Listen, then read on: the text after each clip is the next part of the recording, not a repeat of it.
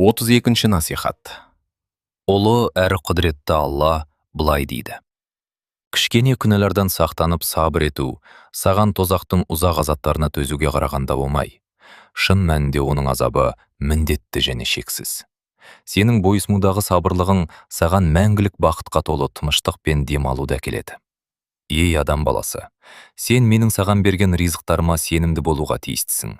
Мен оны басқаға бермейінше, саған өмірлік уақытында. Дүниеден бас тарт, мен сені одан бас тартқанға дейін. Құмалақ амалдан аулақ бол, сот күні сенің жақсылықтарың жоғалып кетпейінше. Жүрегіңді ақиратты еске алумен толтыр, себебі сенде басқа мекен жоқ, тек қабір. Ей адам баласы, жәннатты қатты қалайтын адам жақсылық жасауға асығады, ал тозақтан қорқатын адам зұлымдықтан бас тартады. Ал нафсынан сақтанған адам ең жоғары дәрежеге жетеді. Ей Мұса ибн Гимран, егер қиыншылық саған түссе, бірақ сен бойыңмен таза болмасаң, онда кінәні өзімнен ізде. Ей Мұса, жақсы амалдың аздығы ең үлкен өлім.